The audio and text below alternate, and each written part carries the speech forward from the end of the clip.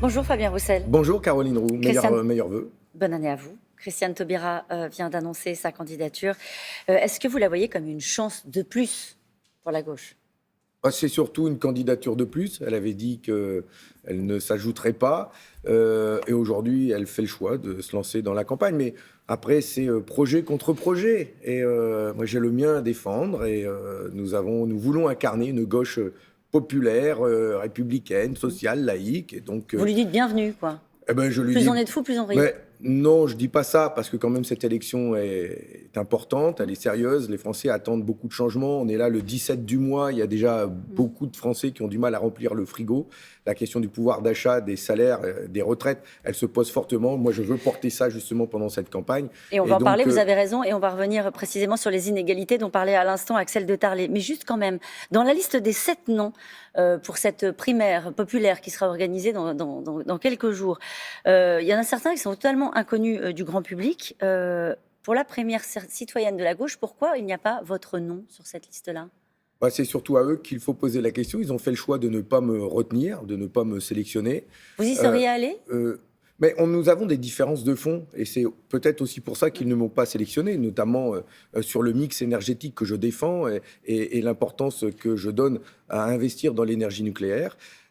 Sur les traités européens, nous avons été de ceux qui avons fortement combattu le traité constitutionnel en 2005, et je souhaite, moi, faire respecter la voix du peuple, et donc je conteste cette Europe que les Français ont rejetée.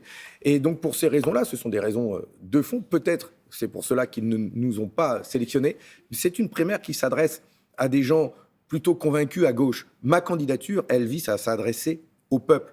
Et donc, bien au-delà de ceux qui sont déjà convaincus, il y a beaucoup de Français qui aujourd'hui ne savent pas encore pour qui voter, qui veulent le changement, qui veulent reprendre le pouvoir au président des riches. Et je souhaite incarner cette candidature, cette gauche populaire et sociale. Alors que dites-vous sur le débat qui est en train de s'installer sur les successions ? Jean-Luc Mélenchon qui était en meeting hier, d'ailleurs c'était un meeting immersif et olfactif à 300 000 €. Sur la démarche, ça vous a choqué ou pas ? J'ai donc vu que c'était effectivement un meeting qui coûtait excessivement cher, un one-man show. Oui. Et je suis, moi, plutôt pour redonner le pouvoir au peuple et pas pour incarner un homme providentiel. C'est des différences de fond que nous avons ensemble. Donc il n'y aura pas de meeting de ce type pour vous pendant cette campagne ? Mais nous n'avons pas du tout les mêmes budgets et pas du tout la même ambition d'incarner le projet pour la France et les Français. À chaque fois que le pays a été en crise, à chaque fois c'est le peuple qui l'a sorti de la crise. Dans les grands rendez-vous de l'histoire, c'est le peuple qui a obtenu les plus grandes conquêtes sociales. Et à chaque fois, le Parti communiste était avec. Et c'est ça que je souhaite reconstruire en France. Pardonnez-moi pour la pirouette, on revient sur la succession. Au-dessus de 12 millions, dit Jean-Luc Mélenchon, je taxe tout, je prends tout. On entendait tout à l'heure Axel de Tarlé qui rappelait qu'un Français sur 3 n'hérite de rien. Que proposez-vous sur ce sujet-là ? Alors, je vais le prendre à l'inverse. Moi, d'abord, je voudrais garantir à chaque famille modeste, classe moyenne, de pouvoir transmettre leur héritage, puisque c'est un souhait, celui qui a pu acheter sa maison, qu'il puisse le transmettre. Et en dessous de 118 000 €, qui est le montant de l'héritage moyen, en dessous de 118 000 €, il n'y aura pas de droit de succession, quel que soit le descendant. Ça permet à chaque famille de pouvoir transmettre sans avoir une imposition de l'État. Quand on le transmet à un cousin, eh bien, c'est 50% qui est pris. Moi, je souhaite garantir zéro impôt en dessous de 118 000 €. Votre sujet, c'est pas ceux qui prennent trop. Et au-dessus, d'avoir un impôt progressif et effectivement un impôt plus élevé sur les patrimoines les plus élevés. Vous savez, quand ce président de la République a fait le choix de supprimer l'impôt de solidarité sur la fortune, il y a des riches, très riches, qui ont vu leur patrimoine gonfler. Eux bénéficient de niches fiscales. Ils peuvent faire des trusts. Ils peuvent délocaliser leur patrimoine, leurs actions dans des pays où les taxes sont les plus faibles sur l'héritage. Eh bien, il faut y mettre fin. Et donc, je mettrai fin, moi, à toutes ces niches fiscales et tous ces dispositifs dont bénéficient les plus riches. Je suis pour rendre, en fait, l'héritage populaire, pour que les plus modestes ne soient pas taxés et que tout le monde puisse hériter d'un membre de sa famille. Ce quinquennat s'est terminé par le triplement des grandes fortunes. Je ne veux pas que ça se prolonge. C'est ce qu'a déclaré pour le coup Christiane Taubira dans sa déclaration de candidature. Sur ce point-là, vous vous retrouvez. La question des inégalités, elle est assez peu évoquée dans cette présidentielle. La question des inégalités, elle est centrale. C'est ce qui fait hurler nos concitoyens. Je pense à ceux qui sont en train de préparer le petit-déj pour emmener leurs enfants à l'école, qui ont bien du mal à joindre les deux bouts, de pouvoir organiser les vacances. Il y a une étude de Oxfam qui va sortir aujourd'hui et qui montre que pendant la crise, pendant cette crise, où ça a été difficile pour des millions de Français, pour les travailleurs qui ont perdu 16% de leur salaire quand ils étaient au chômage partiel, eh bien, les plus riches, les milliardaires, ont vu leur patrimoine augmenter de 236 milliards d'euros. Pendant la crise, 236 milliards d'euros pour les milliardaires les plus riches. Ça correspond à 3 500 euros pour chaque Français. Voilà. C'est lié à la financiarisation de l'économie, en fait, notamment. Les richesses que nous produisons aujourd'hui sont captées par une minorité, alors que c'est le fruit de notre travail. Une fois qu'on l'a dit, Fabien Roussel, qu'est-ce qu'on fait? Eh bien, ce que l'on fait, c'est que nous voulons, notre projet, c'est de nous réapproprier nos moyens de production. Nous voulons décider comment nous produisons les richesses et comment nous les utilisons.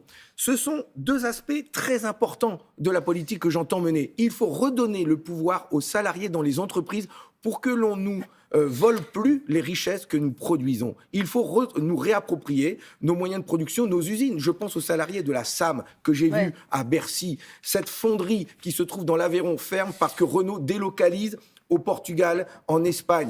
Il nous faut nous réapproprier nos moyens de production. Ces usines doivent rester en France et le travail doit rester en France. Est-ce que vous croyez que ce sont ces industries-là qui ont profité de la crise ou est-ce que vous pensez que ce sont des gens comme Jeff Bezos, des patrons de grandes tech américaines? Mais je vous parle de milliardaires français. Je vous parle de Dassault, de Pinault, de Bernard Arnault. Parmi les nouveaux milliardaires, il y a Bancel, Stéphane Bancel, le PDG de Moderna, une industrie, la Big Pharma. Et qu'est-ce que vous lui dites à lui, à Stéphane Bancel? Vous savez qu'il est parti, qu'il exerce maintenant aux États-Unis. Oui, justement, il est allé s'installer là où on paye moins d'impôts. Ce que je dis, c'est que ces Big Pharma, justement, utilisent cette crise sanitaire comme une opportunité économique. Nous devons libérer les vaccins de l'emprise de cette industrie pour pouvoir permettre à tous les peuples du monde de pouvoir produire des vaccins.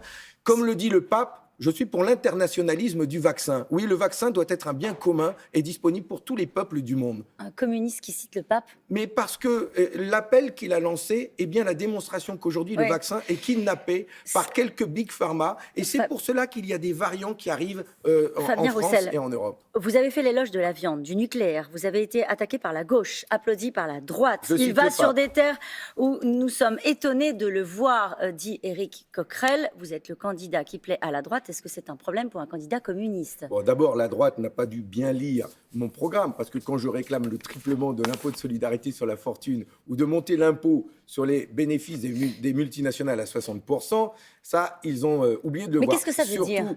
Qu'est-ce que ça raconte de la campagne que vous menez? En fait, j'incarne une gauche qui est résolument du côté du peuple. Et donc, je parle de ceux qui aujourd'hui ont du mal à boucler les fins de mois, qui subissent aussi l'insécurité dans leur quartier. Je parle à ceux qui voudraient manger sainement, qui aimeraient bien. Je défends le beefsteak des Français. Et pour défendre le beefsteak des Français, il faut avoir un bon salaire.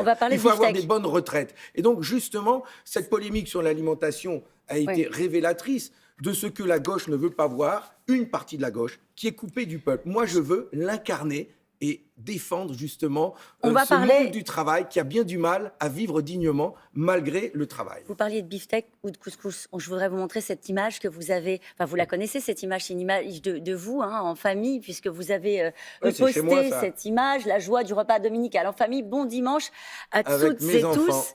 Et puis il y a eu beaucoup de réactions et ça vous a choqué. Vous avez écrit ce matin, c'est ma famille, je l'aime, je vous méprise, vous qui ne voyez le monde qu'avec votre haine recuite de raciste. Qu'est-ce que vous avez eu comme commentaire sur cette photo?